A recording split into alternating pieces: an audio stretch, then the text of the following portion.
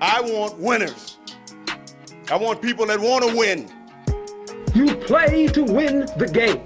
You don't play to just play it. You got to put your money where your mouth is, Pete. It's not gambling advice.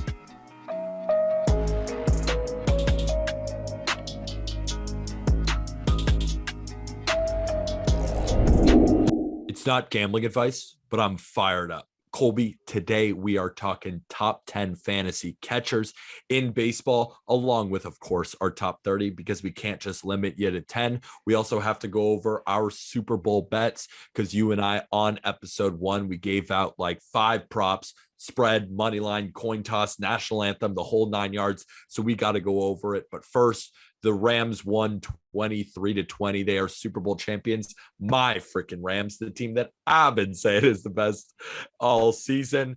But before we get into anything, Colby, what's up, man?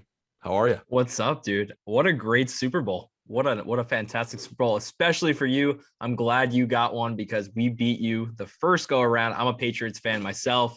We got you in that first one. What was the score of that one, Pete? 13-3? 13-3? Yeah, dude, I lost a horrible teaser. One of the worst bets I've ever lost. I got the Rams all the way to plus something, so that was fine. Got them to plus 13 or something crazy. And then I had the over like 36 or something ridiculous. And I was like, this is the lock. We didn't even break 20. I'm coming away with so much money, and yet we came away with 16. So if you bet over 16 and a half, you literally would have lost. So that was a Super Bowl that after it ended, I was like, you know what? Patriots won, but that was kind of terrible. Like, not that fun. And I was in Italy then too. So we were watching at like 4 a.m. or I don't even remember what we were doing, but it was crazy late. Yeah. I went through that with the Chiefs Niners in Spain. But anyways, my bets, I did not come out on top necessarily. I went 3-4 in my, actual plays we put on the pod. Cooper Kupp just missed the reception total. I bet overtime at plus 1,000, and going into that final drive, Rams score to go up 23-20 with less than a minute 30 left. I'm thinking, okay, I'm turning to my dad. We're in it. We can go to overtime here. Jamar Chase goes up the sideline 20 yards. They're at the 50. It's 2nd and 1. 2nd and 1. There's plenty of time to score a field goal. 4th and 1 turnover. It is what it is. But overall 3-4. I did live bet the Rams a couple times, so I did come out close to even. But 3-4. Yep. That's all that matters. I was up 4.7 units on Sunday. We had a very good Sunday. If we're talking about the Joe Burrow under 11.5 rushing yards, that prop hit. My only loss is, the Cooper Kupp over 28.5 longest reception. That did not hit. His longest was 22. They just put a blanket over him all day, and yet he still won the Super Bowl MVP, which I did give out as one of my official props. I was that confident in it. It wasn't just a regular play. I put it as one of my official props on my Twitter at PeterApple23. So that was a plus 600 hit. But the rest of them, Kevin Huber, also over 52.5 yards, longest punt. He got a 54-yarder, Colby. Come on. I got to say, Pete, I think overall, we didn't do great on our props, but I think our sharpest plays came out really well, right? The 23.5 under jersey number first touchdown. I was heavy on that as one of my sharpest plays. That hit. Your punter play, which was super sharp, that hit. So you got to give and take. But we didn't hit on Rams spread. We both gave out Rams spread, but we also gave out the under 24 in the first half, under 23.5 some places, under 24.5 some places, and every single place it hit because it finished 13-10 with an extra or a missed extra point, which was kind of amazing, but also not good for our first half spread. Bad beat on the push -4 was at 3. Yeah. And then, of course, Rams win 23-20, and we didn't end up hitting it. But I think overall a solid day for my props, up 4.7 units. Were you also on Cooper Kupp to win Super Bowl MVP? I kind of stayed away from Super Bowl MVP. He was one of the guys I did give out. I gave out him and OBJ. And OBJ actually had an amazing game before going down with that injury. But yeah, no, I didn't give that out officially. I was really on that overtime. But you know what? You said it was a lock. Blue Gatorade. Blue Gatorade. Yep. Blue Gatorade. That But did we hit. also I think that was plus we 400. That was no, I think it was plus 600, and we were also, but we were off on the coin toss. We both said tails. It fails. It does fail. But you know what? I'm really happy with the way the NFL season went for you. I didn't track my plays the whole year, but just a really good end of the NFL season. Great playoffs, great Super Bowl, and just super excited whenever we can bet on baseball again. That's going to be a really, really fun time because I think we're going to have a lot of success there. And for everyone stumbling upon this podcast, maybe you don't exactly know who we are, but I'm Peter Apple. That is Colby Olson. And I got my start on TikTok making 3 picks a day for the MLB. We ended up that season up plus 15.67 units. I ended the NFL season plus 13.7 units. And I've given out some NCAA football plays, some NCAA basketball plays, and some NBA plays. Those not as hot. Plus 0.8 units in college football, down 3.2 units in college basketball, and down 2.2 units in the NBA. So it's clear, Colby, that you and I should stick to football and baseball, where we win more often than we lose. The other ones, not as much. College basketball stuff, because there's just so many teams to keep up with. And unless you have a really good betting model, which is, I will say college basketball is, usually the best sport to bet on because there's a lot of sharp plays that you can get in sharp action on these mid majors that nobody's heard of. But you can get good action there, but it's tough. Absolutely. And when March Madness comes up, we will be doing some March Madness segments, giving you the best bets for March Madness, the college basketball tournament. So Colby, let's stop talking about football. Let's stop talking about other sports because we are also fantasy baseball focused. And today, folks, we are bringing you our top 10 fantasy catchers for 2022. But first, let's go through 30 to 10. Go through them, maybe a couple things who you really like. And I'll just start out with number 30 is Gabriel Moreno, the catcher for the Toronto Blue Jays. He's a young up-and-comer. We aren't exactly sure how much he might play, but we know the dude has crazy talent. Yeah, let's just go through 30 to 10 real quick. I would just list them out, and then let's save a couple guys that we each like out of those to break into the top 10 this season. I love that idea. For the end. Let's do that. Sometimes we figure out how we're going to do this on the fly. Gabriel Moreno is number 30. MJ Melendez of the Kansas City Royals is number 29. We have Jacob Stallings. Jonah Heim is number 27. Eric Hasse, Luis Torrens, Yadier Molina, Joey Bart, Christian Vasquez, Max Stassi, Mike Zunino, Austin Nola, Danny Jansen, Elias Diaz, Omar Narvaez, Carson Kelly, Sean Murphy, Gary Sanchez, Alejandro Kirk, Travis d'Arnaud, then rounds out the 30 to 11 because we have to break into number 10. So I just started with Gabriel Moreno as a guy who could have the talent of a top 10 catcher in baseball, but just most likely will not get as much playing time as we hope, similar to MJ Melendez. Yep. Spot on there. Going over, there's a lot of rookie catchers that are going to be coming up. And Moreno could absolutely produce top 10 talent once he's up, but yeah, that could be late summer, maybe earlier, but probably late summer. We're going to see him. Melendez might be up earlier, just because they can do a lot of different things with him, Prado, and Salvi, because they can do the DH, first base, third base, even for Melendez, I've heard rumored. So he'll probably start the year in AAA for a couple months and then go to the bigs. Absolutely. And there's a lot of good names on this list. But that's how we ranked them. For example, I know in terms of fantasy baseball, Yadier Molina is a guy who doesn't check all the boxes in terms of fantasy, but is still one of the better catchers in baseball. Guys like Jonah Heim, you may like him better as a framer. We don't really like him as a fantasy baseball player as much because remember, with 5x5, we are going with home runs, average, RBI, run, and stolen bases. So that's how we ranked these guys. Who out of this group do you think could possibly make the jump to the top 10 if everything were to work according to their plans?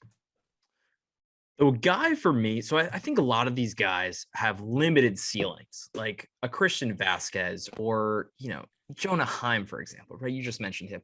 What is his ceiling? Like realistically, his ceiling is like 250. Maybe he hits 12 to 15 bombs. Maybe hits 50 RBIs and runs. The guy that has the biggest ceiling out of this group is Eric Hossie. I think it's Hossie. That we might be butchering that. There's a shot. Eric Hossie of the Detroit Tigers, and his average draft position currently sits at 300. So you're getting him, in a 10-team league around 30, or in a 12-teamer, back half, 25th round, right? And his slash line last year, 231, 22 home runs, 48 runs, 61 RBIs. And for a guy with 20 grade speed, he had 2 stolen bags, which is pretty insane. We'll tell you. And that was in. So he hit 22 bombs in 381 plate appearances.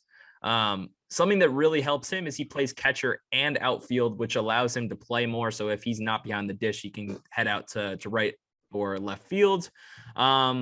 And his 47% hard hit rate is well above average, which, if this guy gets 400 to 450 plate appearances, which he very well could, I could see him hitting, 25 bombs on the upper end at 250, 25 bombs. And, he could drive in 70, 75 RBIs, which for a 300 ADP, you're not getting that anywhere else. I agree. He definitely has some upside. It's funny. This is a guy who, gets a lot of hate, but a guy like Gary Sanchez could definitely go off. He could hit you 30 bombs. He's had seasons where he's hitting in the 260 range. And we know the RBIs and the runs that are going to come from Gary Sanchez. He's not going to steal you a single bag. I mean, that's clear.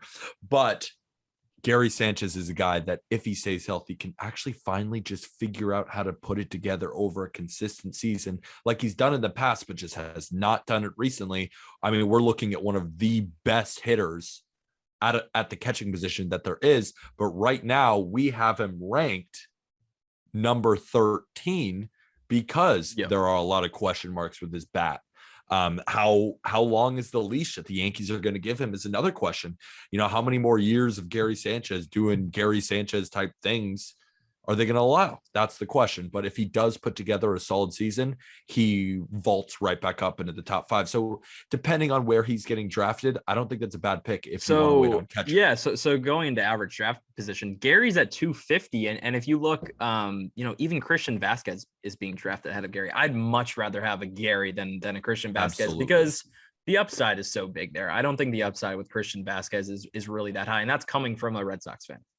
Yeah, exactly. And I think that's the important part because you have the ADPs loaded up. So I'm sure when you check out our rankings, when you look at our rankings, who is getting drafted just way too high and who is getting drafted a little bit too low. I think it's the perfect one you started off was that Christian Vasquez is getting drafted above Gary Sanchez. If you are in that same boat, go with Gary Sanchez, because if you're waiting for a catcher, you want a boom or bust candidate. There's plenty of options that will most likely fill what a Christian Vasquez could fill in for. Yeah. So Christian Vasquez is being drafted as catcher 12 right now. And what do we have him ranked at? 20?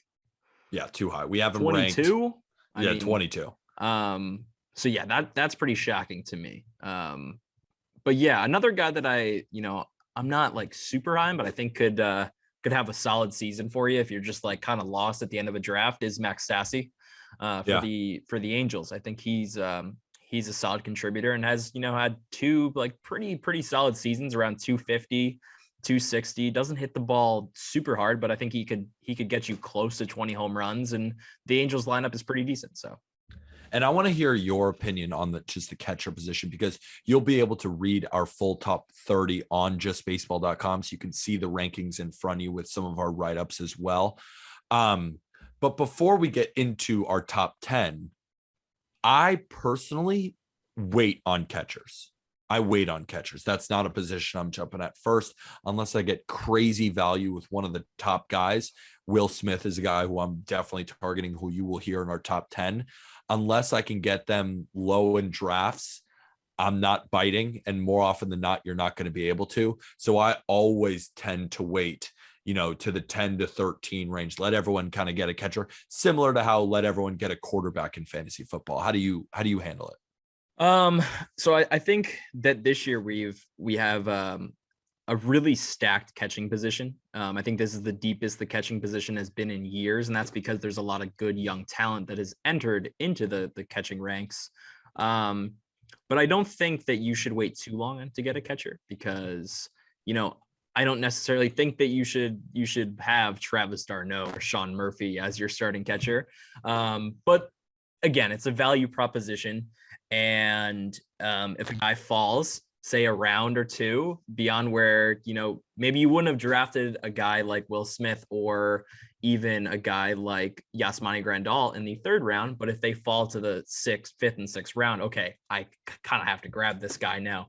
So yeah, it's all about value. But I don't think you're wrong for grabbing a catcher late because there's a lot of value.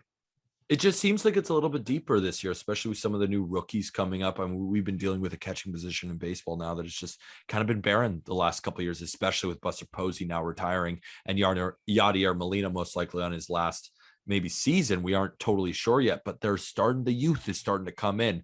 And for example, I mean, just outside of our top 10, we have Alejandro Kirk, who's a young up and comer, Carson Kelly.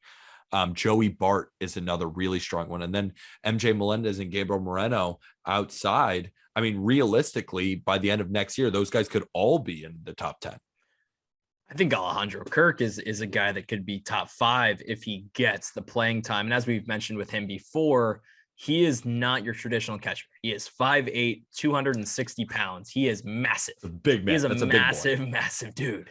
So he's probably going to be more like a DH. And yes, he has catcher eligibility this year. So that's a guy that if I'm waiting past the top 10, that's a guy I'm grabbing without a doubt. Even if you do grab a guy in the top 10, Kirk is a guy that you should want even at a utility spot, because if he gets playing time, he's going to hit the crap out of the ball. He has a hard hit rate near 50%. He hits the ball in the air.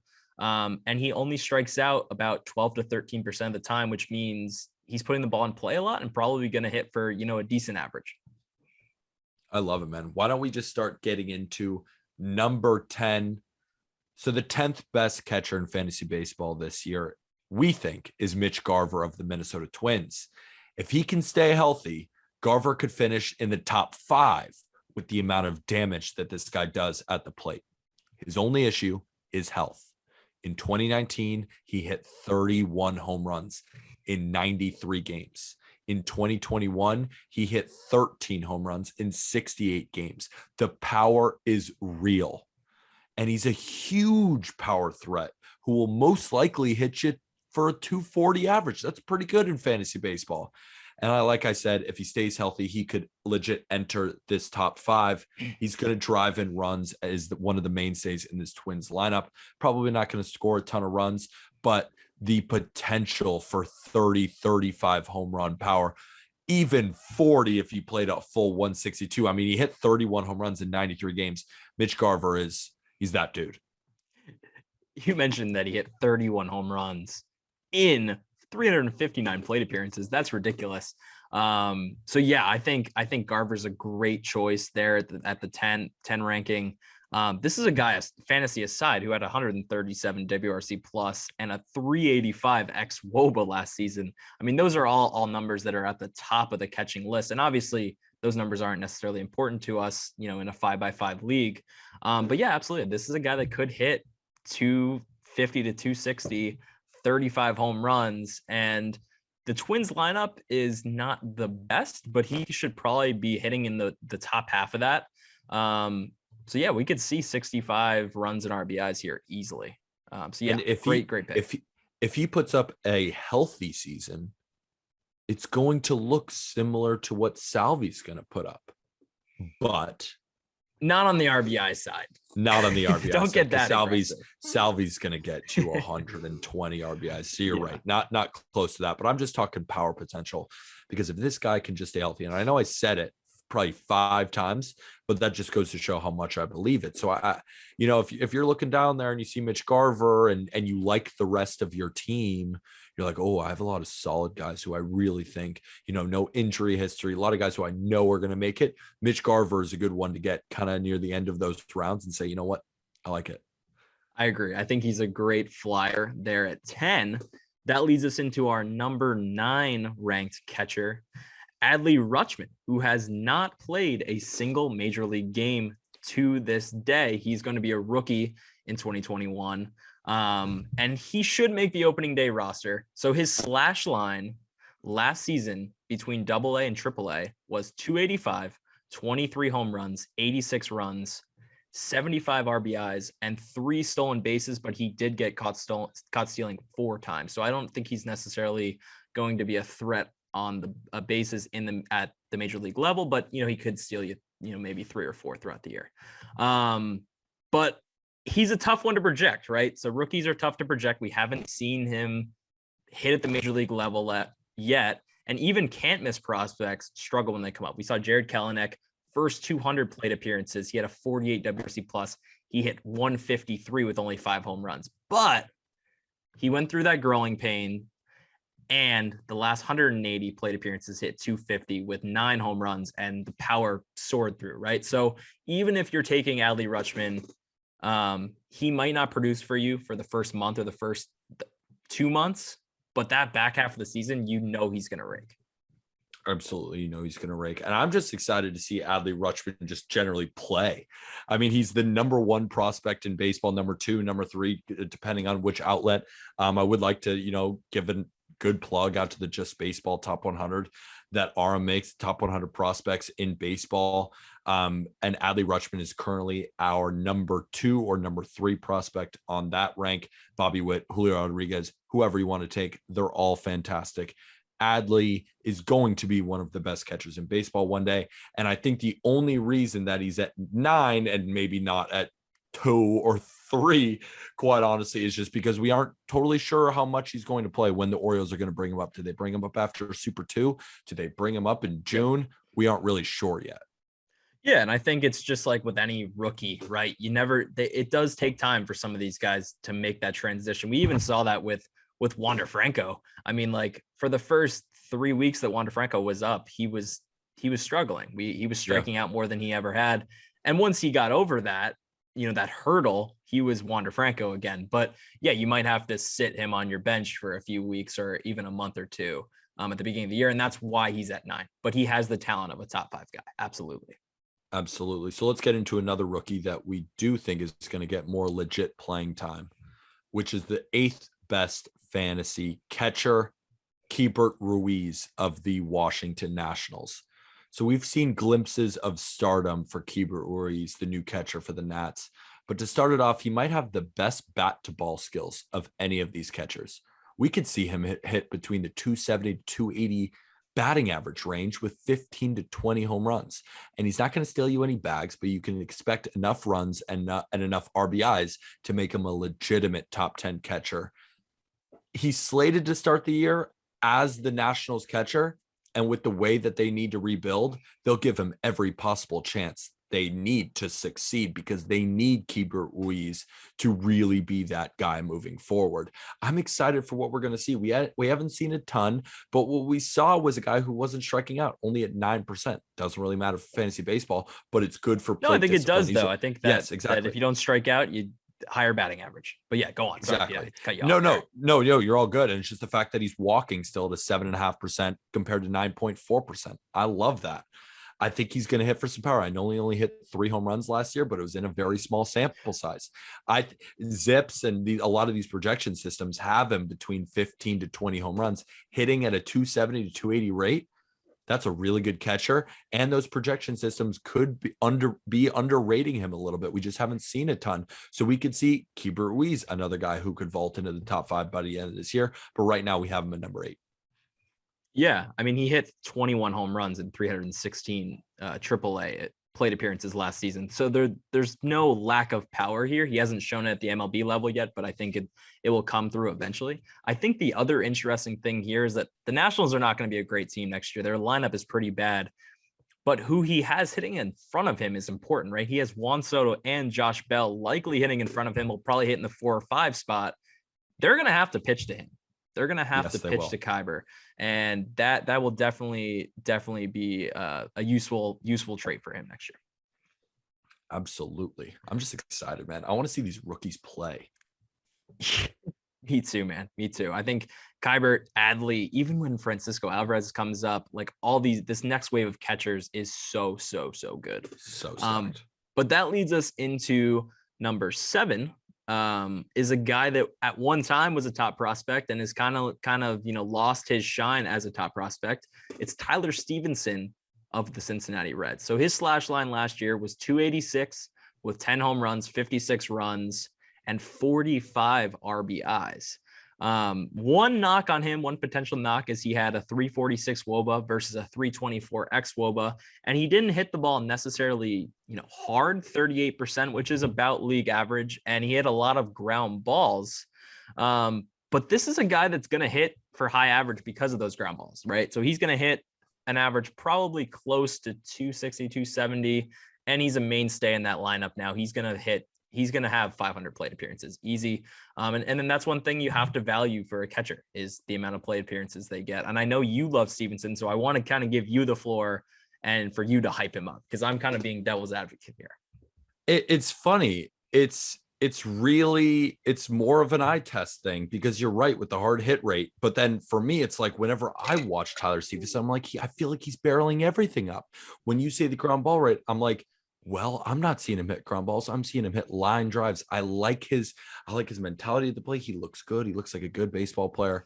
I've always liked him, and it's hard coming because you kind of gave me the stats argument, but I just think Tyler Stevenson is a really solid player.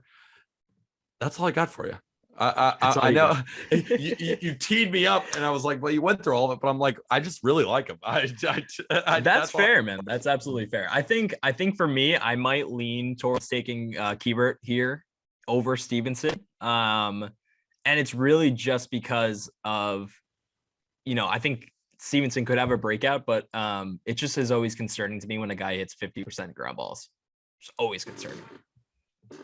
This is probably a spot where I don't think it's wrong to have him ranked at 7 here, but this is probably where I'm like, I don't think I'm going to take him in a draft as the 7th ranked catcher. If that makes sense. I would personally, because I just think it's more of a guarantee, just more than these rookies. But I agree. If you went Ruiz, you went Rutschman over Stevenson, I don't think that's a bad pick. I think they're all kind of in the same tier. I think Stevenson's the safest out of those 3, just because I think you know what you're going to get. But Stevenson is going to hit you some home runs. And Stevenson's also proven that he can stay healthy for a considerable amount of time, which is pretty valuable, especially at the catcher position. And they don't have a backup. There's nobody there to back him up. So he's going to get Stevenson's a ton of plate appearances. Yeah. That's the point. No more Tucker Barnhart. So let's break into the number 6 catcher, which is Dalton Varsho of the Arizona Diamondbacks. Power, speed, Dalton Varsho has it all. It might be surprising to hear his name so early, but I think Colby and we could argue that he's a top 5 guy when it comes to fantasy. And you may not know the name, but because he was a rookie last year for the Diamondbacks, but this guy hits for power. Between 15 to 20 home runs. He's going to steal 10 bases. Yes, stolen bases from a catcher. You can get it from Dalton Varsho. And he's going to hit in the 250 to the 260 range when it comes to batting average. I just think he's a really solid option. And he's one of the few guys out of all catchers who can legitimately check every single box of those 5 categories. Yeah, I think the really exciting thing here with Varsho is that he has the chance. I'm not saying this is going to happen, but he has the chance to play almost every day because he plays catcher, but he also plays outfield. Last season, he played 41 games behind the dish, and he played 54 in the outfield. So on days that he's not catching, he could realistically play in the outfield. And if he's a guy that's going to push 600 plate appearances from the catching position, that's incredibly valuable, along with stealing those bags. So if he's stealing 10 to 12 to even 15 bags if he's playing, almost every day, which I'm not saying is a guarantee. But that's one of those things you got to look at, that Dalton Varsho is basically all upside here. And I think he's a great draft selection. His ADP right now is 95. So he's a top 100 player right now by ADP. Wow. And, he's one of those names that You're going down your fantasy draft boards and you're like, oh, this guy is this high. Like, no shot. I'm taking him. Arizona Diamondbacks rookie. What are you talking about? Well, he was a rookie last year, but second year guy. I mean, what are we talking about? Dalton Varsho, who is that? But wait, he could be a guy who's actually really good. And if he starts sliding in your league, maybe you're playing with some guys who maybe have never watched the Arizona Diamondbacks and don't even know who that is. Wait and be the guy who takes him. It's not going to be a sexy pick. Your friends are going to tell you who the hell is that? But you're going to be the guy or girl who knows that was a good pick. This is a player that's sharp, very, very sharp. Fantasy players are all over. And so if you're playing in a league that isn't maybe the sharpest, this is a guy that you should absolutely keen in on. And we were having arguments about him being in the top 5, but I think our 5th guy has just been so consistent for so long. We're just giving him a slight edge. Yeah, no, I don't think there's any problem here. So the number 5 guy is Wilson Contreras of the Chicago Cubs, who has been a mainstay at the catching position for, probably 4 to 5 years now. Last year, his slash line was 237 with 21 home runs, 61 runs, 57 RBIs. And we talk about that speed factor. He had 5 stolen bases last year. The other really, really awesome thing for Contreras last year, he had a career high hard hit rate, 48%. And as I was saying before, a lot of that was on the ground. So it was a 50% ground ball rate, which isn't the best, but if you're hitting the ball 48% of the time hard, he can make a change and decrease that ground ball rate. And you never know, he could hit 25 bombs next year. But I think Wilson Contreras is about as safe as it gets, and he should be hitting, in the 2 to 3 spot in that Cubs lineup. Absolutely. I just think Wilson Contreras is one of the most consistent catchers that you're ever going to get. And that's sometimes more worthy of a draft selection because I know what I'm going to get when it comes to Wilson Contreras. You know what I'm saying? Yeah. The sample size on Contreras versus Varsho is much broader. I mean, how many seasons has Contreras played, right? 5 years now in the bigs. And he's hit well in every single one of those years. I'm also curious to see if he gets traded because he's been on the trade deadline. I'm wondering, let's say he gets moved to more of a contender, deeper lineup that could lead to more runs, lead to more RBIs. And I think Wilson Contreras checks the speed bags a little bit. I mean, he's getting up there in age. I don't know how much he's going to run, but I know he's going to run more than most of the catchers because most of the catchers aren't running at all. Most are getting 0. So yeah, even getting 5 or 6 stolen bases is such a cherry on top of what Wilson Contreras is going to get you. Absolutely. Let's talk number 4. That's Yasmani Grandal of the Chicago White Sox. Colby, the guy shits on baseballs. No other way around it. He's one of the most disciplined hitters in baseball as well. But fantasy baseball doesn't really care about walks, but he does walk more than he strikes out. To shows how great of a hitter Yasmani Grandal is. But what we do care about is the 23 home runs in 93 games last year and that 240 batting average for a catcher, which is solid. And then combine that with an improving White Sox offense. He's going to score a bunch of runs. He's going to drive them in. Yasmani Grandal might be one of the safest options in fantasy baseball and should definitely be drafted in the top 5 because I think our top 4, this is definitive. And then between 5, 6, 7, 8, 9, you can make a couple tweaks here and there, but these are the 4 and Yasmani Grandal starts it off at 4. Yeah. Love Grandal, man. Oh my God. I love him. He did miss 2 months last year with an injury, came back and hit 337 over his final 129 plate appearances. In 2018 and 2019, he finished with over 550 plate appearances in each of those. So if he can replicate a year, obviously he's getting up there in age. He's 32 now, I think 32 or 33. But if he can go to the plate 500 to 550 times again, I would not be shocked to see Grandal hit 30 to 35 home runs and to push 90 to 95 runs and RBIs in a stacked White Sox lineup. Stacked. Timmy A. Luis Robert. Jose Abreu. Dude. Andrew Vaughn, even. Yohan Eloy Moncada. Jimenez. Oh, what a lineup. It's so good. They're going to be so good. Such a good lineup. And even Magical, even when Magical comes back, Magical's on the Cubs. What am I saying? Magical's on the Cubs, unfortunately. They had Cesar Hernandez, but I don't think he's there anymore either. No, he's not there anymore either. Yeah, no, gross. Anyways, that brings us into the number 3 catcher, who, if you're going by ADP, is actually ranked as the number 2 catcher, JT Realmuto. So this guy has been around for a minute. He could even be argued as the best overall catcher when you're factoring in defense. But last season, he had a somewhat down year, 263 batting average, 17 home runs, 64 runs, 73 RBIs, and 13 stolen bases from the catching position. That's in 537 plate appearances. He basically plays every single day. So you're not going to find stolen bases outside of Varsho at the catching position, which makes his stock incredibly high, even though you're not going to be getting, 90 RBIs, 90 runs from Realmuto. But I think that the Phillies offense will improve next season. And in 2019, he hit 25 home runs, 92 runs, and 83 RBIs. So that ceiling is there for Realmuto. I could see a bounce back. What do you think?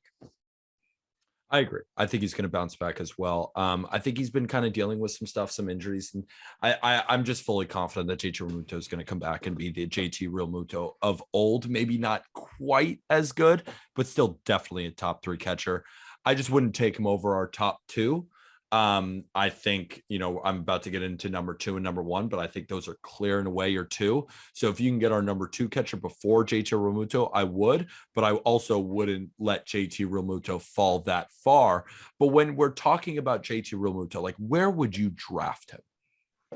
So right now his ADP is set at 52, which I think is honestly pretty fair price. If you can get him, in the 60 to 70 range, in between 60 and 70, I'm jumping the bit there. Our number 2 catcher's ADP is 62. One reason I like our number 2 catcher over Realmuto, again, hits ground balls 50% of the time. So you're not going to get that upside of 30 home runs, of as many RBIs, because Realmuto just does not hit the ball in the air enough. If you are listening to Not Gambling Advice, you're going to listen to the show for a while, and you're going to realize Colby hates ground balls. Hates them. I don't like them either, but Colby hates them. The number 2 catcher in fantasy baseball for 2022, we think, is Will Smith of the Los Angeles Dodgers. Will Smith is, and in my opinion, the best overall catcher in baseball, but he clocks in at number 2 in our fantasy baseball rankings. He's got 25 to 30 home run power, and he's not going to ding you in the batting average department. He's probably going to finish around 260, maybe even 270. He's going to score runs. He's going to drive in runs in that potent Dodger lineup. And he even stole 3 bases last year. Will Smith has put up a 130 WRC plus in each of his first 3 seasons. That doesn't matter in fantasy, but what it does show is how elite of an offensive weapon Will Smith is. He's elite, and he's only getting better at 26 years old. Are you in the boat that Will Smith is the best overall catcher in baseball?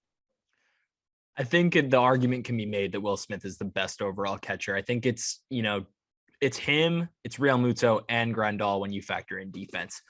But who hates fly balls, Peter? Will Smith hates ground balls. Hates ground balls. Hates ground balls. He only hit 31% ground balls last year, one of the highest fly ball rates. He hits the ball hard in the air. This is a guy that could hit 30, 35, even 40 home runs because he just has that much power.